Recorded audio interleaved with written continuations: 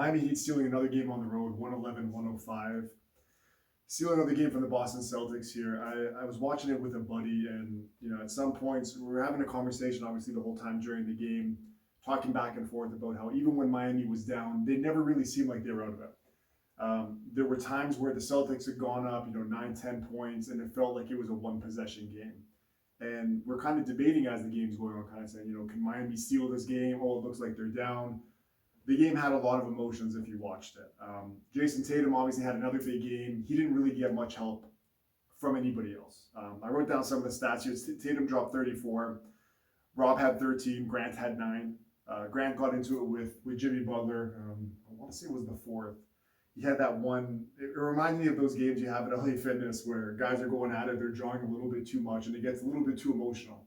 And the next possession coming down after you just got scored on, that the next guy is going to come in, and no matter what happens, it's going to be a one-on-one, and nobody else is getting the ball. Grant hits a 3. Jimmy was even playing off him. He hits the 3, and then he's barking at him the whole way coming back. And I looked at Zane, I was watching it with, and I was like, I think he's trying to poke the wrong bear in this case. And Jimmy comes down and he's laughing, shakes his head as the shot goes in, and he comes down, backs him down, spin, comes back to the left shoulder, puts in that right-handed shot, and it's an and one. And that was pretty much the end of the game right there. Jaylen Brown didn't have that great of a game, took some really bad shots, like really bad shots. There's one three-pointer. It was almost an air ball at the right side of the backboard. Didn't look good. Marcus Smart, 7 points. Derek White, 11. Horford, 2. Didn't have his best game either. Brogdon, 13. Like, if the Celtics are going to win this series, which at this point you have to say it looks like they're not. Not only does Miami go up 2-0, but they're going up 2-0 going back home to Miami, where just like every team left standing at home court, you're taking that they're going against the best team you would think on paper left in the East.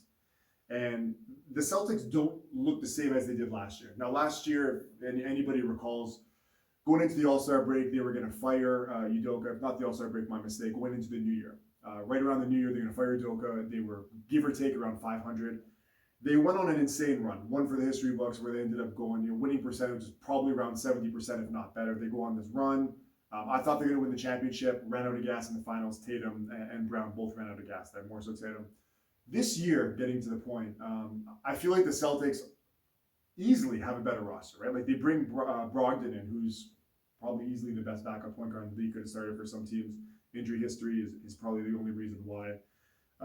And Derek White, who's looked great all season. He's kind of supplanted Marcus Smart as the third guard on this roster, or third guy on this roster, and he's been great. But whether it be Mazzulla as coach, this team for whatever reason just doesn't look like they have it. I think another big reason too is Rob Williams. I know that he had a knee surgery going into the playoffs last year, came back, was never really the same. And starting the season, he's been injured as well. And it looks like he's still recovering from that injury because he just doesn't look like the same guy, although he had a massive game today. But let's give our flowers to the Miami Heat and Jimmy Butler. I've been going back and forth with a few of my buddies as well, just talking about how Jimmy's been one of my favorite players for a long time. Since his Bull days, but for sure around the Minnesota timeline when that trade happened. And I always used to debate, and people that follow ball know this was a debate. Paul George, Jimmy Butler, similar positions, skill set, and everybody, and I do mean everybody, was on the Paul George bandwagon. Not to say Paul George's not a great player. He's gone through some injuries since. I don't want to say he hasn't been the same guy, because when he does play, he is elite on both sides of the ball. Jimmy Butler this playoffs is reminding me, I guess, of the bubble season. If you guys can recall that meme there in the playoffs where he was, bent over on the scores table because he was absolutely exhausted from carrying this team. He's done the same thing this playoffs. He's made a lot of believers, and I'm just shocked and I guess it's the casual fans, because the real NBA fans know that he's been that guy for quite some time. But I listen to a lot of podcasts too, and there's been a lot of renowned podcasts, guys that know ball, that have said, Jimmy Butler is not that guy. He's not an elite player in the league. He's an all-star, a perennial all-star when he's healthy, but not that type of performer. He showed this playoffs again. He's probably one of the, how can we word this, toughest shot makers in the league. Even today you saw it. It was talking with Zane. It was very Kobe-esque, the way that he's getting to his spots, methodically dribbling, creating space, going from one side, cutting back to the other, and taking those fadeaways from 8 to 12 feet. He's not taking fadeaway threes. He's getting to a spot, he's taking a lot of tough shots, and he's nailing them with guys in his face. He can't be stopped. He's a madman right now. I wanted to go through also the Miami roster here. I want to make it very clear to Raptors fans who say that Kyle Lowry is the greatest Raptor of all time, which Igor's not here, obviously, but we'll leave this for another day. You know how many points Kyle Lowry had today? As many as I had, 0. Kevin Love, who's been a contributor for this team after being cast away by Cleveland, 0 points. Caleb Martin has turned into a very productive player, we'll say that. Had another big game today, 25. And that layup that he hit last game in game 1, where he's cutting across the lane, finishes off the window, reverse, kind of floats it in. He's looking like a guy that's been there before, and I can't believe I'm saying that about Caleb Martin. Duncan Robinson was dusted off from the bench because since he signed that contract, I believe it was two off seasons ago, he hasn't really played much. He's obviously been a defensive liability. The shooting hasn't been there. Today he had a big game for them. His biggest, I think, in the postseason, dropping 15 points. Defense was okay, contributed, fought for some rebounds, hit some tough shots. Bam had a massive game. I want to talk about that because I was speaking about that to my buddy during this game too. Bam, there was a lot of progress. Obviously, when he got drafted, he was a lottery pick around, I want to say, anywhere from 8 to 12. Highly touted, not supposed to be great. After his rookie deal was up, signed that massive $100+ million deal, I wasn't as high on him as a lot of people were offensively because I didn't think that his offensive game was natural. It wasn't polished. He's a guy similar to, let's even say, like a Pascal. When Pascal, Raptors fans that I remember when he came into the league, not very polished offensively, very raw. Bam's turned into a serviceable offensive player. Didn't have, he doesn't hit the toughest shots, but going into the post, he'll do a few spins, hit you with that hook, and he had a good game. Even defensively, he contributes, he challenges every shot, and he's going to be a great rebound. He had 22 and 17 today. You're not going to get a bigger game from him than he did today. Struess had 11. He's been great for them all season. It wasn't his best game. Hit some free throws towards the end of the game. Zeller, he contributed. I wanted to get to Gabe Vincent, who at the end of the game when Tatum was shooting those free throws, there was 3 on a bad foul by Gabe Vincent. And funny enough, that's probably why I get the shot. Bad foul to send Tatum to the line for 3. I believe at that point it was still a 2-possession game. So Miami comes down and Gabe Vincent hits a pretty nasty crossover, little step back, hits the 18-footer there to put Miami up 2 possessions. And at that point it was game. They didn't get very many shots off. I think they might have had a terrible shot off one to end the game with maybe about 15 seconds left. That was that. At this point, people have been talking about it. Originally, when the series started, I had Denver in 7, or I had Denver winning in, I believe it was 6 or 7, and then I had Boston winning in 7. Even though I was torn because going into this series, my whole mindset was Miami's obviously a playoff tested team. They have their vets. I roll my eyes because you talk about guys like Kyle and Kevin who didn't do, I don't want to say didn't do anything, but they didn't contribute offensively today, right? Both had 0 points. Jimmy has a way of captivating these guys, putting the team on his back, hitting tough shots, finding guys when they're open, and he's been great at doing that, and the team is galvanized around him. Obviously, the best coach standing left that they have with Spoelstra. He's just been incredible with drawing up the plays, the defense. They switched to zone a bunch of times today to throw off Boston. They did a really good job. I guess my question at this point for NBA fans and just throwing it out there is just how far can this Miami Heat team go? Obviously, they're in a great position to go to the finals. If they go to the finals, once again, they're going to be dogs going against either the Lakers or Denver. For sure, they're going to be dogs.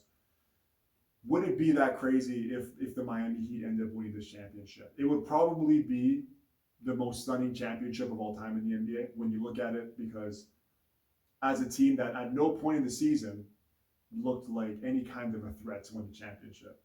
They sneak in. Don't remember if they finished 8th or 9th, but they were in the play-in. They got smacked by the Atlanta Hawks, lost by 20 points, I believe, in Miami.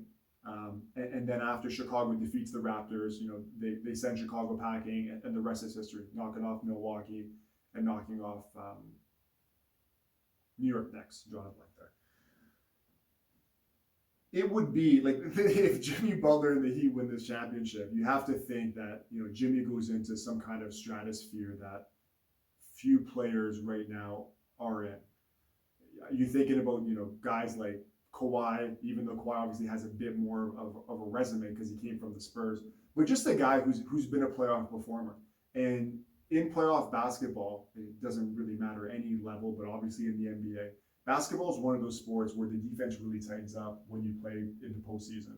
And we've seen it in this city with guys at the table with me that have not been able to answer the bell in playoffs when the defense gets tighter as undersized players or whatever position you are, when they're sending double teams at you, the coaches are drawing up plays on how to stop you, and guys don't always answer. And Jimmy Butler, he's one of the few guys in the league where you know every game in the playoffs he's not going to have a bad game. You know, he rolled his ankle, ankle bone touched the ground in game three, I want to say, of the Bucks series. I feel like that would have put a lot of guys out for an extended period of time. I don't think maybe he missed one game. He's come back and it looks like he hasn't missed a beat. I don't really know what else to say about the Heat. That's pretty much what I wanted to come here and talk about. Just, I'm not really sure I can say that I'm shocked. I am and I'm not, because Butler's there. But the bigger takeaway for me, obviously Miami's playing great. It's more so of the Celtics, how bad they've been. To be honest, the entire postseason and most of the season this year. Like I said, comparing them to last year and how great they were, I know that they lost their coach. Their roster is better.